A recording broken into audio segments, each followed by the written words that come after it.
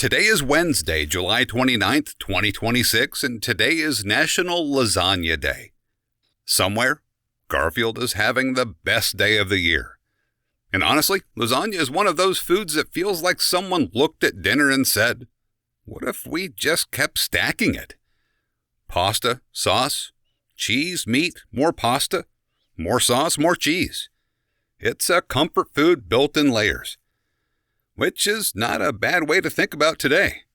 First, we'll watch humanity get its first real close-up look at Mars, which I know we just talked about the other day, but this is a little bit different take on that. Because we realize the planet was not what generations of people had imagined. Then we'll open the first volume of a fantastic epic that almost didn't fit the publishing world it was born into. And finally, we'll see how General Motors paid a staggering amount of money for Cadillac and helped reshape the future of the American automobile. Welcome to Wait, That's Random, This Day in History. I'm C.L. Burns, voice actor, audiobook narrator, and someone who apparently spends an unhealthy amount of time wandering through historical rabbit holes so you don't have to. For centuries, Mars was one of the great blank spaces in the human imagination. People looked up at that red dot in the sky and wondered what might be there. Maybe canals, maybe cities, maybe intelligent life.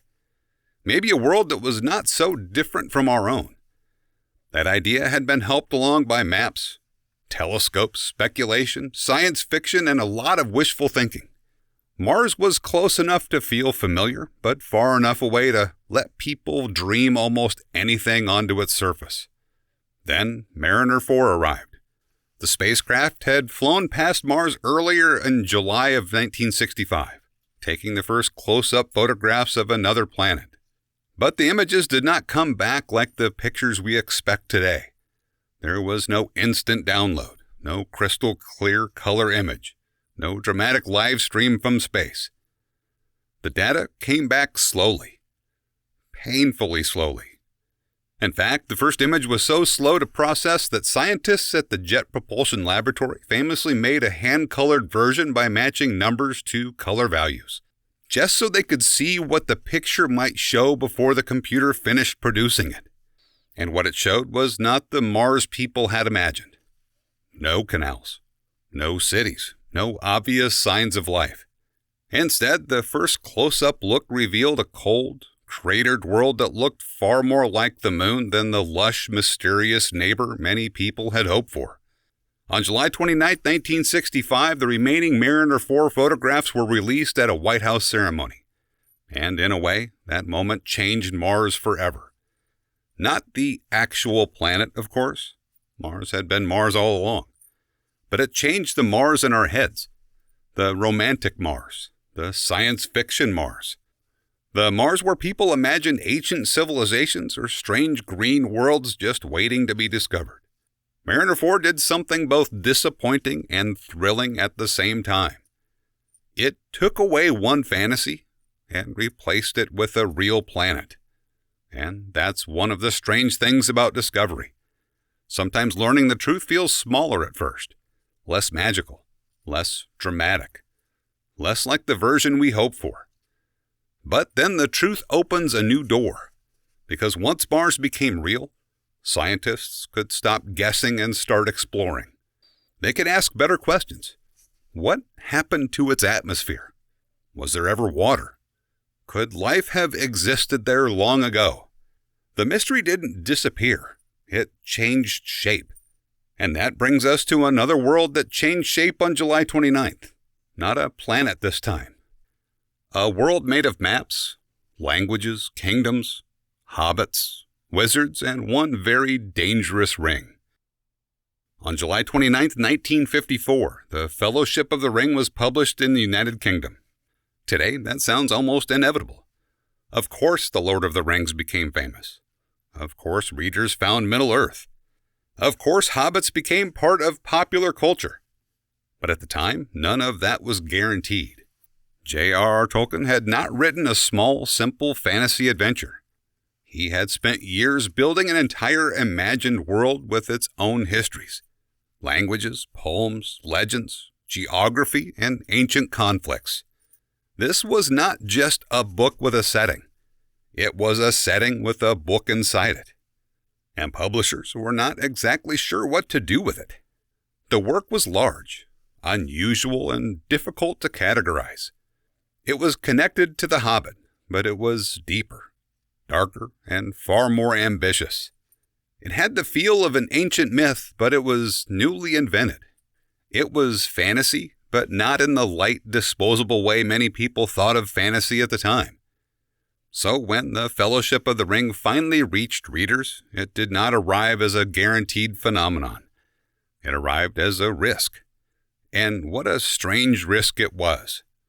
The book begins not with a battle or a prophecy shouted from a mountaintop, but with hobbits preparing for a birthday party. There are family trees, local gossip, pipeweed, walking songs, old maps, and the quiet feeling of a world much larger than the characters fully understand. Then, slowly, the cozy world begins to darken. A ring that once seemed like a curious little treasure becomes something terrifying. A journey that begins in the Shire opens into a conflict that threatens all of Middle-earth. And readers who started with Bilbo's birthday party found themselves drawn into one of the most influential fantasy stories ever written. What I love about that is how unlikely it feels in hindsight. A professor spends years inventing languages and legends. A publisher takes a chance on a massive fantasy work that does not fit neatly into the market. And decades later, millions of people know words like Hobbit, Mordor, Gandalf, and Rivendell, as if they've always existed. Mars became more real because of photographs.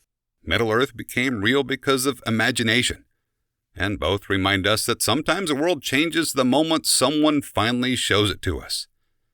And sometimes the world changes because someone looks at a company and says, "We need that." Which brings us to July 29, 1909. At that point, General Motors was still very young. The company had been formed less than a year earlier, and the American automobile industry was still a noisy, chaotic, experimental place. Dozens of companies were trying to figure out what cars should be, who should buy them, how expensive they should be, and whether this new automobile craze was going to last. There were cheap cars, expensive cars, odd-looking cars, elegant cars. Cars that worked reasonably well, and cars that seemed to exist mainly to test a driver's patience. Cadillac was already different. It had built its reputation around precision, quality, and engineering.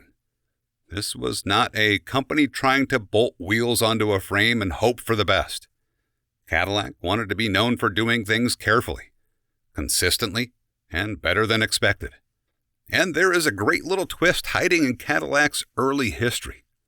The company that became Cadillac had grown out of the remains of an earlier Henry Ford venture. Henry Ford left. Henry Leland came in. And instead of liquidating the equipment, Leland helped turn the operation into Cadillac. So yes, one of America's most famous luxury car brands grew, in part, out of a failed Henry Ford company. History enjoys being weird like that. By 1909, General Motors founder William C. Durant wanted more than just another car company. He wanted prestige. He wanted engineering credibility. He wanted a brand that could sit at the top of the growing GM lineup and tell the world, this company is serious. So, on July 29, 1909, General Motors purchased Cadillac for $4.5 million.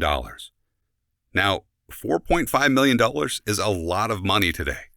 In 1909, it was enormous. Adjusted for inflation, that would be roughly $166 million in today's money. So this was not someone casually picking up a bargain. This was a massive bet on what the automobile industry was going to become. And that bet mattered. Cadillac gave General Motors something it could not easily build overnight, a luxury identity. It gave GM a brand associated with precision, quality, and status. Over time, Cadillac would help define what American luxury meant on four wheels. The name itself became shorthand. You didn't have to know the technical specifications. You didn't have to know the engineering history. If If someone said that's the Cadillac of whatever they were talking about, you knew what they meant.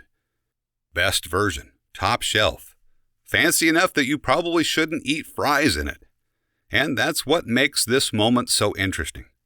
General Motors was not just buying factories and machinery. It was buying reputation.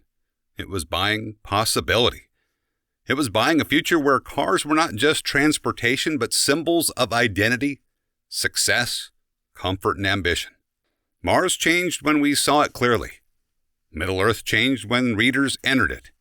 And the American auto industry changed when one young company bought a name that already meant excellence. Along the way, we also celebrate the birthday of Walter Hunt, born on July 29, 1796. Hunt was an American inventor with one of those minds that seemed unable to leave the world alone. He worked on all kinds of mechanical ideas, but his most famous invention came from a very ordinary problem. He owed someone $15. That was it. Not a grand research project, not a government contract, not a lifelong dream to transform clothing accessories forever. He needed money. So in 1849, Hunt took a piece of wire and created a spring-loaded pin with a clasp that covered the sharp point. Simple, practical, safe. The safety pin. Then, in one of the most painfully human parts of the story, he sold the patent rights for $400, which probably felt pretty good when the immediate problem was a $15 debt. But the safety pin became one of those objects that quietly entered everyday life and never really left.